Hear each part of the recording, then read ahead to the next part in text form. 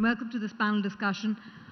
I have to, at the outset of this discussion, accept the fact that I pretty much echo the views that have been shared today. I think it's an excellent initiative. Firstly, I must extend my congratulations to Ms. Sharma and the entire team at Axis Bank, because I think more and more corporates need to work towards getting the youth to think about generating more job-creating ideas.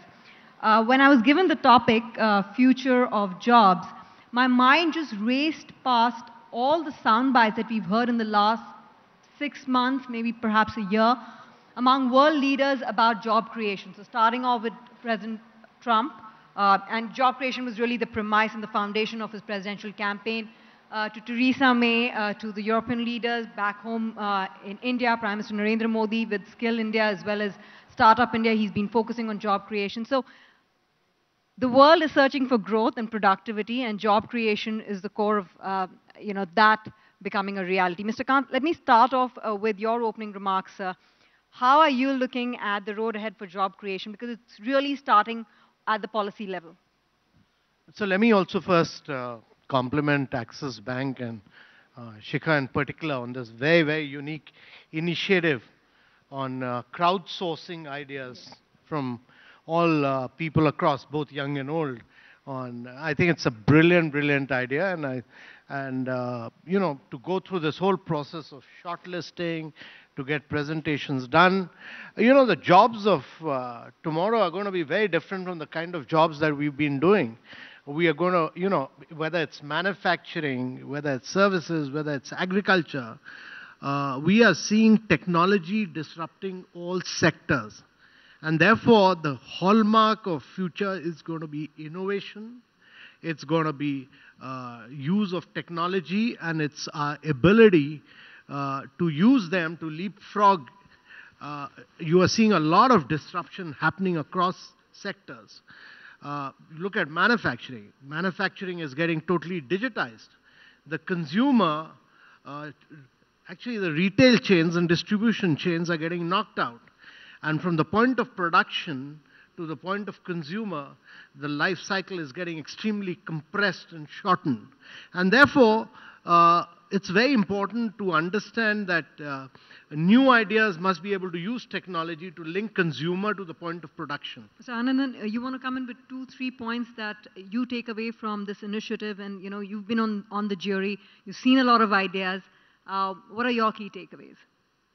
Yeah, I think, again, I want to thank Shikha and the Axis team. I think it's a fantastic initiative to have 20,000 or 22,000 teams submit their ideas is quite unprecedented, I think, and it's also a sign of the times, as Mr. Kant said, in terms of the energy among our young people. Look, I think I really enjoyed seeing the five pictures, right? Because in many ways, over the last 5 to 8 years, India's startup ecosystem has focused on solving the needs of what I call India One.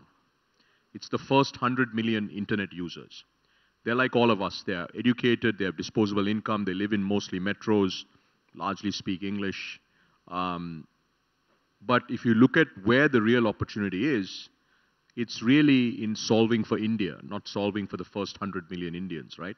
So we've coined it sort of India 2, which is 100 to 300 million, and 300 to 600 million, which is India 3. So India 2 and India 3. And I think what was really exciting about the 5 ideas is many of them are trying to solve for all of India, or India 2 and India 3, right? So you look at Rozgar, that's really, actually that's getting onto India 4. If you look at e-waste, it impacts all of India, right? It's not just the first 100 million Indians. So I think the thing that really excites me is to see young entrepreneurs, or people who want to be entrepreneurs, really thinking much more deeply about the real challenges we have. 83% of the ideas came in from students. 54% of them were from Tier 2 campuses or Tier 3 campuses. So they're being very proactive, not only in the major cities, but in the inner pockets of India as well, to become more creative with this problem-solving position on jobs. So that actually doesn't surprise me, because the whole idea started first with the Campus Connect program and leveraging the energy of students to come up with solutions. So it's not surprising that the majority is students. And the fact that a lot of them come from tier 2 towns, actually, I think Indian cinema depicts what are the ethos and values of the country and where it's going.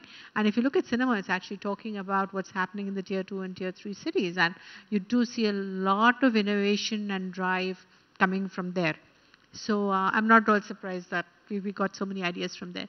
To me, the interesting thing was actually if you had walked in, as I walked in here, I thought, we come from a conventional mindset, and if you'd asked me where the jobs are going to come from, I would have said the standard stuff of construction, tourism, healthcare, maybe some organic farming. Those are the things that would have come to mind. But if I look at the kind of ideas they've actually been very creative and very innovative. And if I look at the US growth engine and how the US continues to grow despite different parts of the world having problems, it's because you've got this fantastic Silicon Valley and the Eastern Hub, which is doing innovation where people are really leveraging energy of young people and being funded by venture capitalists to seed that, and that has provided a sustainable growth engine for a long time. So I think, to me, what was really exciting is that so many students have come up with ideas, and I presume some of them are going to take them to entrepreneurship, and that will provide both jobs, opportunity, and growth for the country. Anandan, you want to take that? Like Ms. Sharma said, she was expecting that there would be a lot of ideas in the services sector, on the technology side, tourism, but I think top of the list is really agriculture. Yeah, look, I think it's, it's not surprising because, it's also, they're actually correlated, right? So if you look at a lot of the teams coming from tier 2, tier 3 towns, they're much more familiar with the problems, right? So the team from Karnataka that wants to solve the agriculture problem, right? I mean, that's something they've really seen in, either their town or their village. So, look, I actually think that, agriculture is going to lead to very large new companies, right? Because there are some major challenges in agriculture, right? And wherever there's challenges, there's opportunity for innovation. And if you look at today, the only country that is doing true innovation on agriculture is Israel. Because they had to, right? They have very small plots of land and they had to figure out how to improve productivity. So, but if you look at where the next 50 years of agricultural innovation should come from, it should be India. Because we've got 50 million farming households, we've got 200 million Indians who are working in farms, and literally we can take our productivity up 50 times.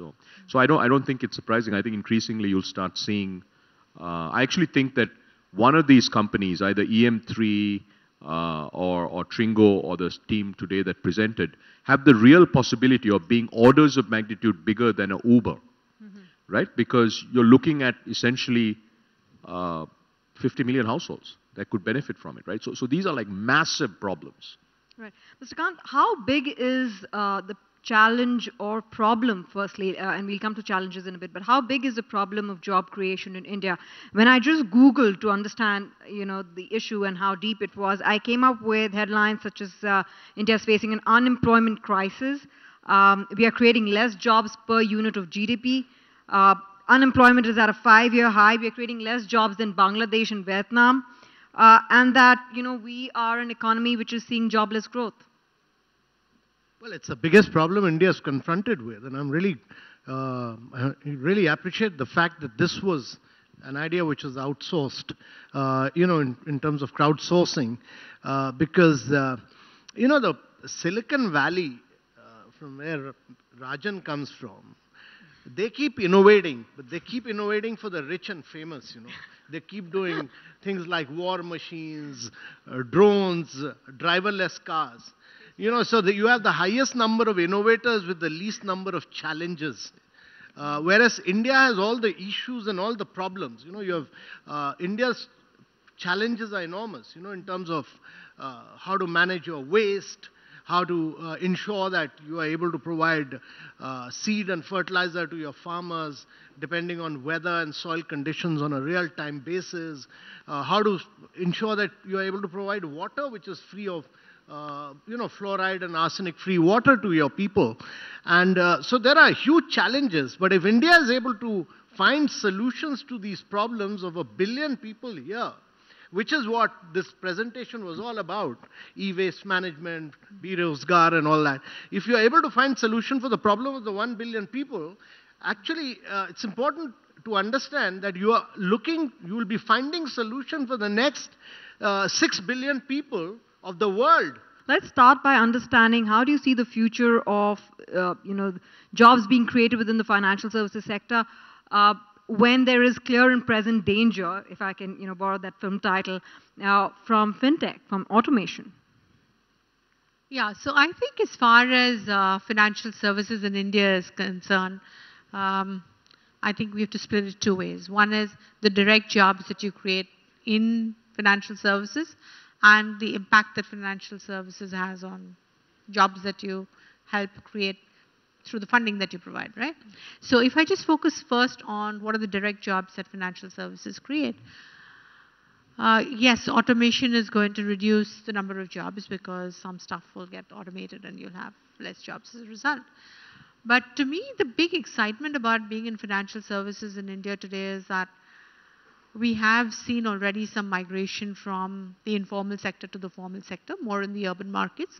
And our belief is with the whole Digital India program and digitization and availability of data, that is going to be a massive multi-decade trend, that you're going to find parts of the informal sector come into the formal sector. So the kind of money that you borrow from friends, family, money lenders, cooperatives, all of that has the ability to come into the formal sector. And when it comes into the formal sector, it's going to, one, provide jobs for the financial services sector.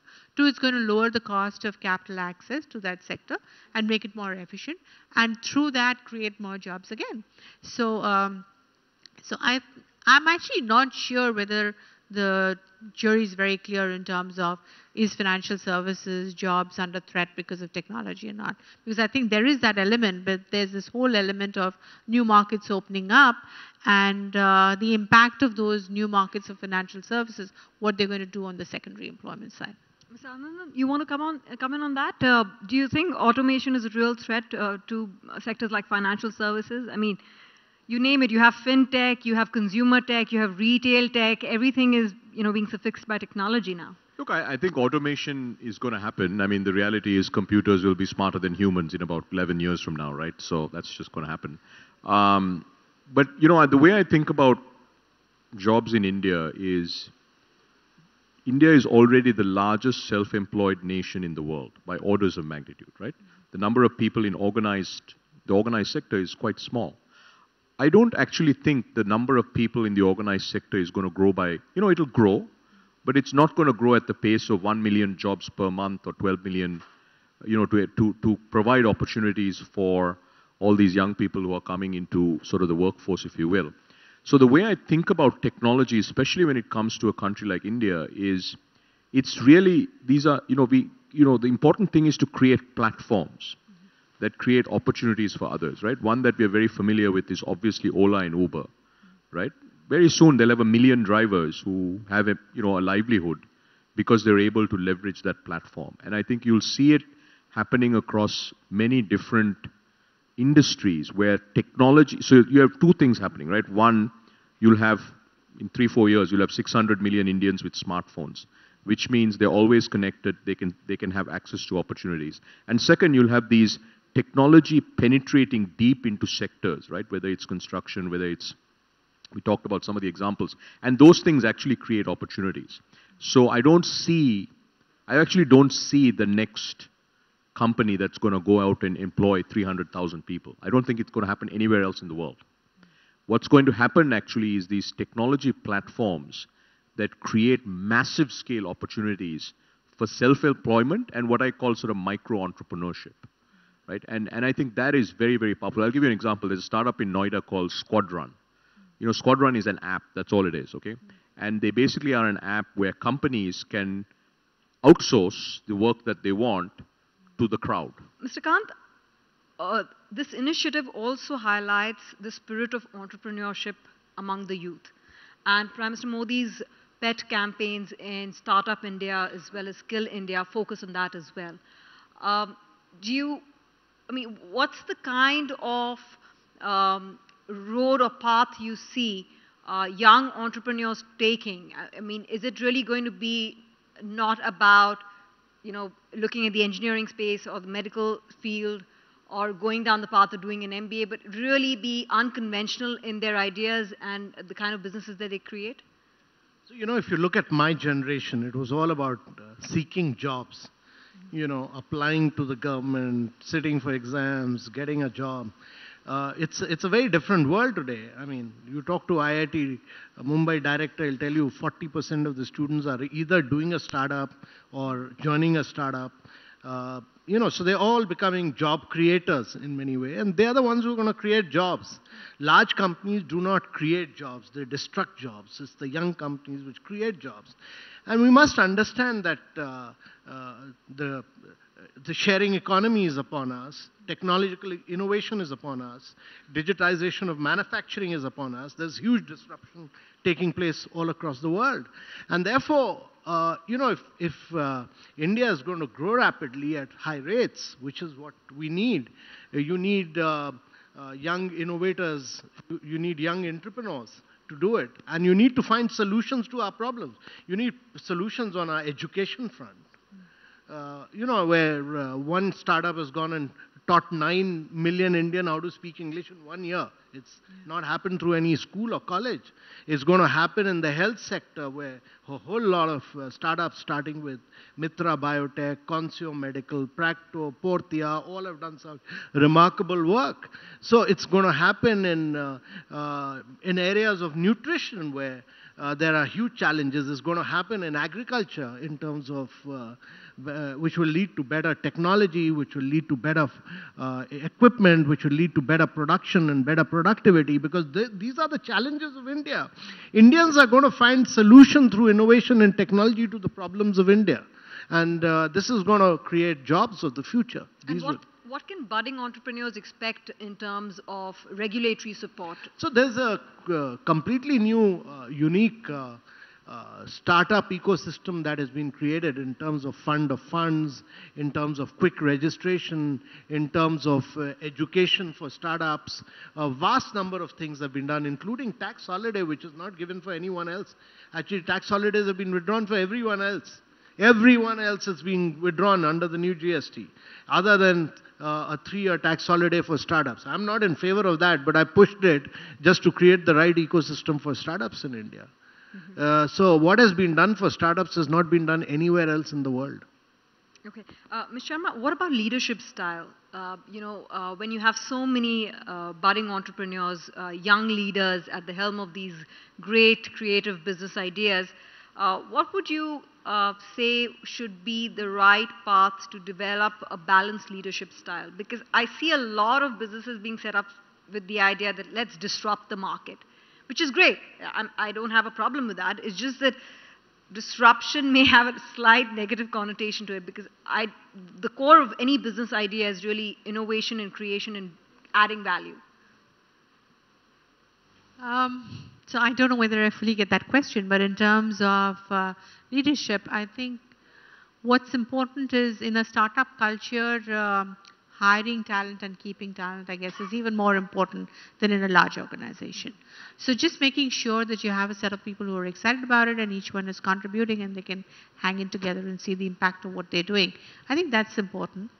Some of the accidents that we see with startups is when they get too aggressive, and I guess that's what you're referring to, and they become not sensitive to the environment. I think that's important, that you have to ensure that as a startup, small company, you can have a different kind of culture, you can be hard driving, you can be very focused on what you are. But as you want to scale and become bigger, then you're going to have to be much more conscious about how you're going to be perceived. Are you consistent with what society is looking for and what environment is looking for? Okay, Mr. Anandan, you want to comment on that?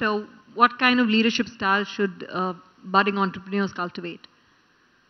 I don't know about a leadership style, but especially when you're starting up, I think it's very important to keep in mind that this is a 10 to 15-year journey. There are going to be 4 to 5 near-death experiences. And what I mean by that is, you can't make payroll. You're going to be out of business. Some big company just launched an exact same idea with like 100 times more capital, right? All these things. And to go through all of that, I think you got to have a lot of passion, right? You really have to be, and it's good to have co-founders, 2 or 3, because you're there for each other. You got to have massive amounts of perseverance, right? Because everything is going to go wrong at some point. You'll have highs, you'll have super lows, and then you just have endurance, just physical endurance, right? 7 days a week, 10 years. That's the minimum, right? So big companies, we talk about work-life balance. There's work, and there's more work, and there's hard work. You know, that's sort of the model, right? So that's what it takes to build a company, and I think that takes a very special kind of team that can really go through it, right? And that's why you see very few companies really make it to be at scale. Right. I need to do a final round of thoughts before we wrap up this panel discussion.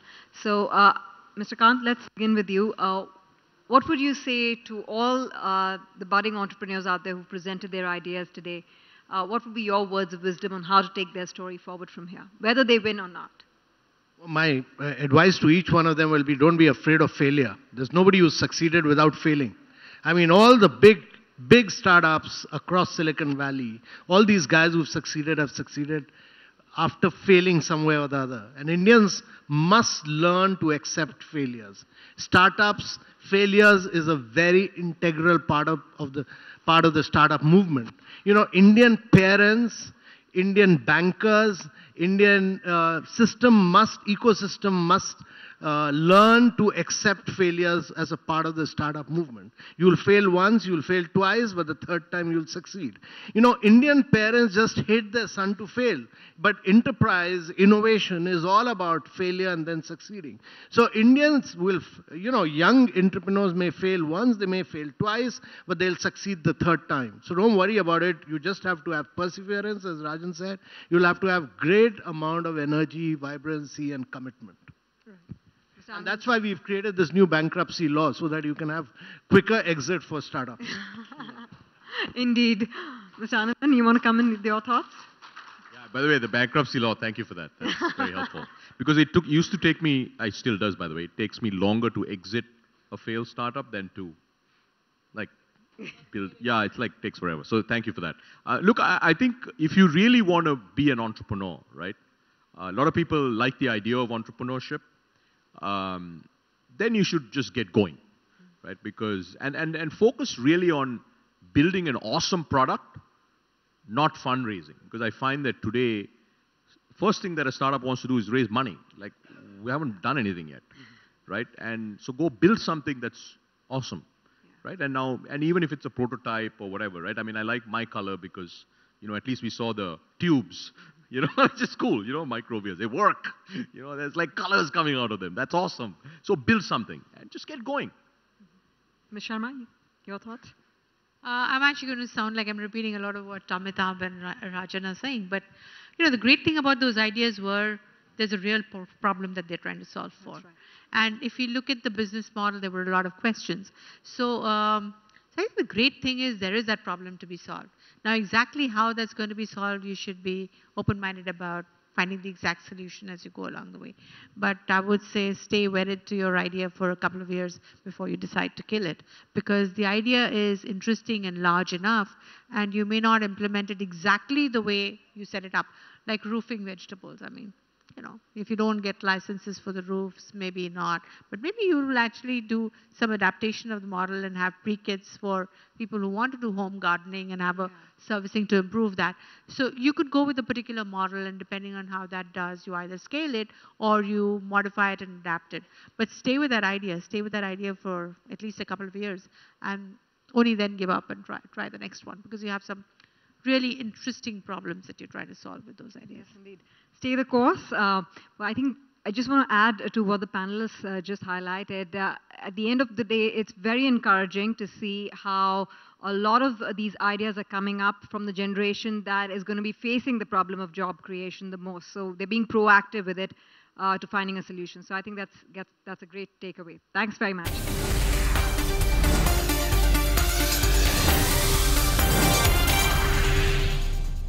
Find us on Facebook at facebook.com/ETNow and don't forget to click the like button. You can also follow us on Twitter at ETNowLive. To stay updated with all our programming, hit the subscribe button on our YouTube channel by logging on to youtube.com/ETNow.